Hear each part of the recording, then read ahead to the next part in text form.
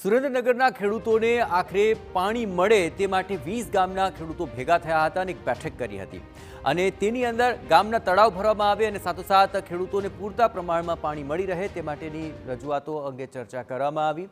આ સમગ્ર બાબતે ચાલુ વર્ષે ચોમાસું નબળું ગયું હોવાથી મોટાભાગના તળાવો હાલ ખાલી છે, જેને કારણે પીવાના પાણીની પણ તંગી સર્જાય છે।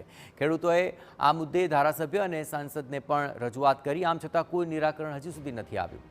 આથી સરકાર આ ગામોને તાત્કાલિક પાણી પૂરું પાડે તેવી ખેડૂત આગેવાનોની માંગ છે। આ પણ ગમે ત્યાં બોર કરવી તો ખારું પાણી પીવા લાયક પાણી નથી, એટલે અમારે પાણીની બહુ મુશ્કેલ છે અને ખેડૂત એવા હેરાન થાય છે, કોઈ નીપજ પણ આવતી નથી। એટલે સરકારને એક વિનંતી કરવી છે કે કોઈ બી યોજના તમે લાવો અને અમારે આંકોના ચોટીલા, સાયલા અને મૂળી આ 3 ગામડાની અંદર ભોગાવો નદી આવેલી છે, એ નદી અથવા તળાવ ગમે ને તે અમારે પાણીનો વિકાસ કરીને અમને પાણી આપો।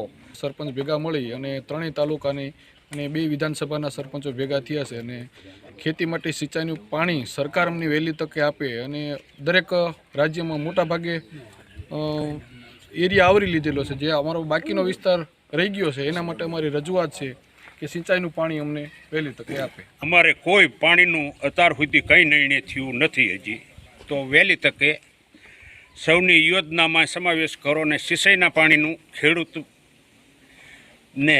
અમારું હુકું તળશે, કોઈ ડારનો કિયાય પણ લાભ અમારે છે નહીં। અમે અહીંયા મૂડી, લીંબડી, ચોટીલા 3 ધારાસભ્યની સીટના 25 થી 30 ગામના સરપંચો સિંચાઈના પાણી માટે બધા ભેગા થયા છીએ। તો સરકારને વિનંતી કરીએ છીએ કે કોઈ પણ યોજના, સૌની યોજના હોય કે કોઈ પણ મારફતે અમને સિંચાઈનું પાણી પૂરું પડે એવી કંઈક વ્યવસ્થા કરી આપો।